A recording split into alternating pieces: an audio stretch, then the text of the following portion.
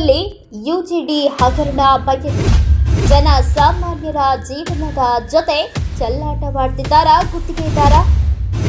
ಯಾವುದೇ ಅಧಿಕೃತ estimation copy ಇಲ್ಲದೆಯೇ ಸಾರ್ವಜನಿಕರ ತೆರಿಗೆ ಹಣ ಕೊಳ್ಳೆ ಹೊಡೆಯುವ ಆಸ್ತಿಯೇ?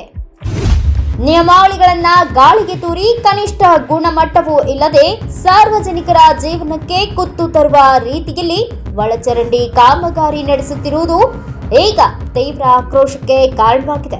ಹೌದು, ನವಲಗುಂದ ಪಟ್ಟಣದಲ್ಲಿ ಅಂದಾಜು 30 ಕೋಟಿ ವೆಚ್ಚದಲ್ಲಿ ನಡೆಯುತ್ತಿರುವಂತಹ ಯುಜಿಡಿ ಕಾಮಗಾರಿ ಅತ್ಯಂತ ಕಳಪೆ ಮಟ್ಟದಿಂದ ಕೂಡಿದ್ದು ಭ್ರಷ್ಟಾಚಾರ ಎದ್ದು ಕಾಣುತ್ತಿದೆ ಎಂದು ಸಾಮಾಜಿಕ ಕಾರ್ಯಕರ್ತ ಮಾಬೂಸಾಬ್ ಯರ್ಗುಪ್ಪಿ ನೇರ ಆಪಾದನೆ ಮಾಡಿ ಆಕ್ರೋಶ ಹೊರಹಾಕಿದ್ದಾರೆ.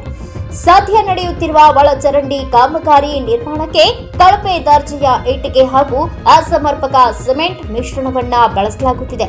ಇಲ್ಲಿ ಮುಖ್ಯವಾಗಿ ಎಸ್ಟಿಮೇಷನ್ ಕಾಪಿ ಇಲ್ಲದೆ ಕಾಮಗಾರಿ ಮಾಡುತ್ತಿರುವುದು ಸಾರ್ವಜನಿಕರ ತೆರಿಗೆ ಹಣದ ಹಗಲು ದರೋಡೆಯಾಗಿದೆ. ಇಲ್ಲಿ ಅತ್ಯಂತ ಆಘಾತಕಾರಿ ವಿಷಯವೇನೆಂದರೆ, ಕಾಮಗಾರಿ ನಡೆಯುವ ಸ್ಥಳದಲ್ಲಿ ಇಲಾಖೆಯ ಯಾವುದೇ ಜವಾಬ್ದಾರಿಯುತ ಇಂಜಿನಿಯರ್ಗಳು ಇರುತ್ತಿಲ್ಲ. ಗುತ್ತಿಗೆದಾರರು ತಮಗೆ ಇಷ್ಟ ಬಂದಂತೆ ಮನಸ್ಸು ಇಚ್ಛೆ ಕಾಮಗಾರಿ ನಡೆಸಿ ಸಾರ್ವಜನಿಕರ ತೆರಿಗೆ ಹಣವನ್ನ ನೇರವಾಗಿ ಪೋಲ್ ಮಾಡುತ್ತಿದ್ದಾರೆ. ನಮ್ಮ ಕನ್ನಡ ಜನಶ್ರೀ ನ್ಯೂಸ್ ವಾಹಿನಿಯಲ್ಲಿ ಈ ಹಿಂದೆ ಈ ಬಗ್ಗೆ ವಿಸ್ತೃತ ಸುದ್ದಿ ಪ್ರಸಾರವಾಗಿದ್ರೂ ಸಹ ಅಧಿಕಾರಿಗಳು ಎಚ್ಚೆತ್ತುಕೊಂಡಿಲ್ಲ. ಇದು ಜನಪ್ರತಿನಿಧಿಗಳು ಹಾಗೂ ಗುತ್ತಿಗೆದಾರನ ನಡುವಿನ ಒಳ ಒಪ್ಪಂದಕ್ಕೆ ಸ್ಪಷ್ಟ ಸಾಕ್ಷಿಯಾಗಿದೆ. ಕೋಟಿ ಕೋಟಿ ಸಾರ್ವಜನಿಕರ ಹಣ ಪೋಲಾಗುತ್ತಿರುವುದನ್ನು ತಕ್ಷಣವೇ ತಡೆಗಟ್ಟಬೇಕು.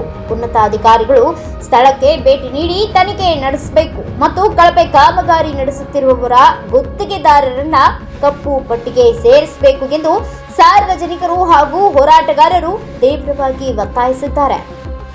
Bureau report Babajan Shirkol, Kannada Janashri news, Navalgund.